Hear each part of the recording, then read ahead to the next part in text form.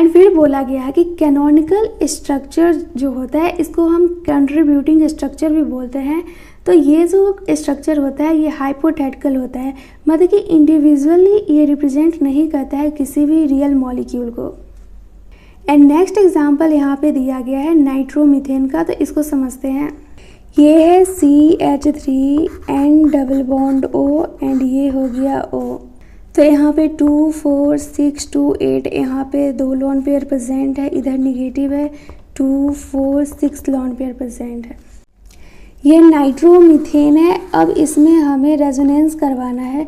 तो रेजोनेंस में क्या होता है कि इलेक्ट्रॉन हायर डेंसिटी से लोअर डेंसिटी की तरफ जाता है, मतलब कि इधर से इलेक्ट्रॉन मूव करेगा इधर। तो इसका स्ट्रक्चर कैसे बनेगा, ये है CH3, ये है N, तो इधर मूव किया है तो यहाँ पे डबल बॉन्ड का फॉर्मेशन हो जाएगा। जैसे ही डबल बॉन्ड का फॉर्मेशन होगा एंड इधर डबल बॉन्ड है तो नाइट्रोजन के पास कितना बॉन्ड हो जाएगा 1 2 3 4 5, जो कि पॉसिबल नहीं है क्योंकि नाइट्रोजन के पास d ऑर्बिटल एब्सेंट रहता है। तो यहाँ पे क्या होगा कि ये बॉन्ड ब्रेक कर जाएगा। जैसे ही बॉन्ड ये ब्रेक करेगा तो इधर O पे निगेटिव आ जाएगा एंड नाइट्रोजन पे तो पॉजिटिव आएगी। तो देखो यहाँ पे बोला गया है कि नाइट्रोमीथेन में भी 2 टाइप का बॉन्ड है, एक N सिंगल बॉन्ड है, एक N डबल बॉन्ड O है। एंड नेक्स्ट बोला गया है कि एक्चुअल स्ट्रक्चर जो नाइट्रोमीथेन का होगा वो रेजोनेंस हाइब्रिड होगा 2 कैनोनिकल स्ट्रक्चर का। इसका मतलब क्या है, ये फर्स्ट कैनोनिकल स्ट्रक्चर है एंड ये सेकेंड कैनोनिकल स्ट्रक्चर है। जब इसका रेजोनेंस हाइब्रिड लिखेंगे तो ये कुछ इस टाइप से होगा। ये CH3 है, ये O माइनस है, एक बार माइनस इधर भी था तो ये भी लिखेंगे O माइनस, एंड एक बार डबल बॉन्ड इधर आया है एंड एक बार डबल बॉन्ड इधर आया है, तो इसको इस टाइप से रिप्रेजेंट करेंगे, मतलब कि पूरा में फैला हुआ है। एंड इधर प्लस है तो इसको बोलते हैं रेजोनेंस हाइब्रिड, मतलब कि ये एक्चुअल स्ट्रक्चर होता है। एंड फिर यहाँ पे बोला गया कि एनर्जी जो होता है एक्चुअल स्ट्रक्चर का, मतलब कि एक्चुअल स्ट्रक्चर को रेजोनेंस हाइब्रिड बोला गया है, ये कम होता है कंपेयर टू कैनोनिकल स्ट्रक्चर से। एंड फिर ये नेक्स्ट लाइन दिया गया है, इसको समझते हैं इस एग्जांपल से। मान लो इसका एनर्जी है 100 एंड इसका एनर्जी है 200 एंड इसका एनर्जी है कुछ x। तो यहाँ पे बोला गया है कि डिफरेंस जो होता है एनर्जी का actual structure and resonance structure के बीच का, उसको बोलते हैं रेजोनेंस स्टेबलाइजिंग एनर्जी, और सिंपल वे में इसको रेजोनेंस एनर्जी बोल सकते हैं। अब यहाँ पे बोला गया है actual structures and lowest energy resonance structure, मतलब कि एक्चुअल स्ट्रक्चर तो ये हो गया, इसका एनर्जी x हो गया, एंड ये दोनों में से किसका एनर्जी लेंगे जिसका कि एनर्जी कम है। तो ये 200 ज़्यादा एनर्जी है, 100 कम एनर्जी है, तो x माइनस 100 जो करेंगे, ये दोनों के बीच का जो डिफरेंस है, एनर्जी डिफरेंस है, उसी को बोलते हैं रेजोनेंस स्टेबलाइजिंग एनर्जी। तो अब ये वाला डिफिनीशन हम आसानी से समझ सकते हैं। यहाँ पे बोला गया है डिफरेंस है एनर्जी का किसके बीच में, actual structure and resonance structure के बीच में। मान लेते हैं एक्चुअल स्ट्रक्चर ये है, इसका एनर्जी x है, एंड रेजोनेंस स्ट्रक्चर ये है, मतलब कि कैनोनिकल स्ट्रक्चर ये है, तो इसका एनर्जी मान लेते हैं 100 है एंड इसका एनर्जी 150 है। तो ये दोनों में से कौन सा एनर्जी चूज़ करेंगे, 100 वाला एनर्जी चूज़ करेंगे क्योंकि यहाँ पे लोवेस्ट एनर्जी दिया गया है। तो 100 एंड x के बीच में जो एनर्जी डिफरेंस होगा उसी को बोलेंगे resonance stabilising energy, and simple way में इसको रेजोनेंस एनर्जी बोल सकते हैं। एंड जितना ज़्यादा कंट्रीब्यूटिंग स्ट्रक्चर होगा उतना ज़्यादा रेजोनेंस एनर्जी होगा। Contributing structure and canonical structure दोनों बराबर होता है, तो याद रखना कैनोनिकल स्ट्रक्चर्स को हम कंट्रीब्यूटिंग स्ट्रक्चर भी बोलते हैं। तो कैनोनिकल स्ट्रक्चर जो है वो एग्जिस्ट नहीं करता है, एग्जिस्ट करता है रेजोनेंस हाइब्रिड, जिसको कि बोला जाता है एक्चुअल स्ट्रक्चर। तो इसका रेजोनेंस हाइब्रिड ये हो जाएगा, देख सकते हैं, एंड ये बेंजीन का रेजोनेंस हाइब्रिड हो जाएगा। नेक्स्ट है रेजोनेंस इफेक्ट। तो रेजोनेंस इफेक्ट को इसमें अच्छा से समझते हैं। ये है डबल बॉन्ड, ये है सिंगल एंड ये है डबल, तो यहाँ पे रेजोनेंस होगा। फिर है ये डबल बॉन्ड, ये है सिंगल एंड यहाँ पे है लोन पेयर, तो यहाँ पे भी रेजोनेंस होगा। तो वही यहाँ पे बोला गया है 2 पाई बॉन्ड्स और पाई बॉन्ड प्रेजेंट है एडजेकेंट एटम पे, तो वहाँ पे रेजोनेंस होगा। टू टाइप का रेजोनेंस और मेसोमेरिक इफेक्ट होता है।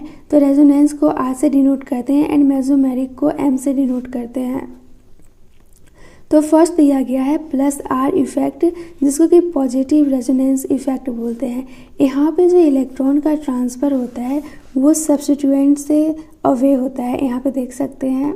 एंड ये जिधर इलेक्ट्रॉन ट्रांसफ़र होता है उधर इलेक्ट्रॉन डेंसिटी इंक्रीज़ कर देता है, देख सकते हैं यहाँ पे माइनस है, ये माइनस है, ये माइनस है, तो इधर इलेक्ट्रॉन डेंसिटी इंक्रीज़ हुआ है। रेजोनेंस जो होता है ये दो टाइप का होता है, plus R and minus R. तो प्लस आर देख लिए हैं, अब दिया गया है माइनस आर इफेक्ट, जिसको कि बोलते हैं नेगेटिव रेजोनेंस इफेक्ट। इसमें जो ट्रांसफ़र इलेक्ट्रॉन का होता है ये सब्स्टिट्यूएंट की तरफ होता है। नेक्स्ट है रेजोनेंस इफेक्ट। रेजोनेंस जो होता है ये टू टाइप का होता है।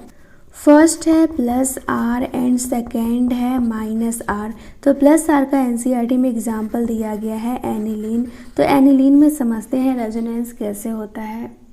ये रहा बेंजीन एंड इससे NH2 अटैच है, तो इसको बोलेंगे एनिलीन।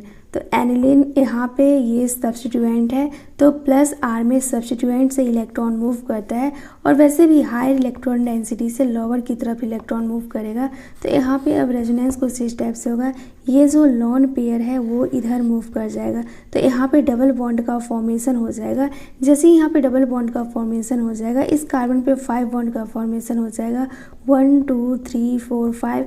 ये पॉसिबल नहीं है तो ये वाला बॉन्ड ब्रेक कर जाएगा, तो इधर निगेटिव आएगा। तो अब इस स्ट्रक्चर को बनाएंगे तो ये कुछ इस टाइप से बनेगा। इधर निगेटिव आ गया, यहाँ पे डबल बॉन्ड पहले से ही था, ये डबल बॉन्ड एंड यहाँ पे NH2 एंड इधर से लोन पेयर मूव किया है, तो यहाँ पे पॉजिटिव आ जाएगा।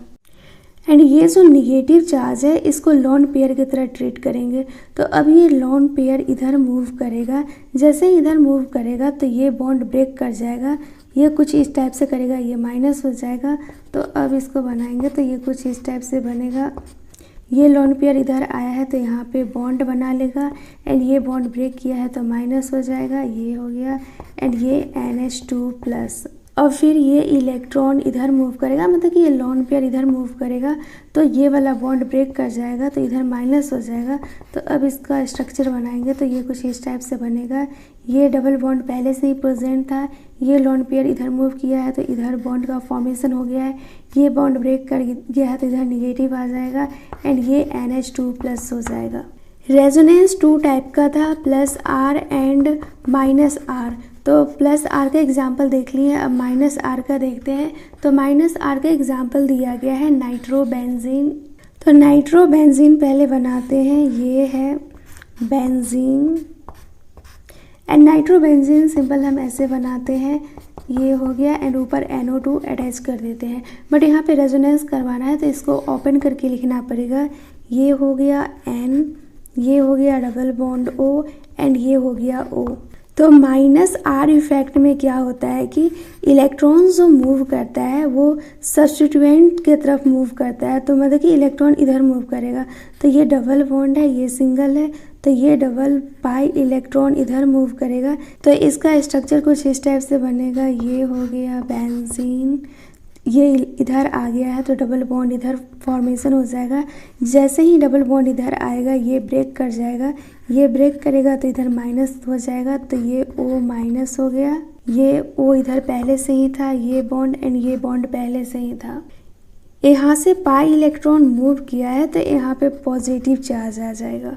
तो अब यहाँ पे भी रेजोनेंस होगा, ये डबल बॉन्ड है, ये सिंगल है एंड यहाँ पे पॉजिटिव चार्ज है।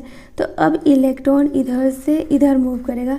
हमें पता है हायर इलेक्ट्रॉन डेंसिटी से लोअर इलेक्ट्रॉन डेंसिटी की तरफ मूव करता है पाई इलेक्ट्रॉन। तो यहाँ पे देख सकते हैं इधर इलेक्ट्रॉन कम है एंड इधर ज़्यादा है। तो अब इसको बनाएंगे तो ये कुछ इस टाइप से बनेगा।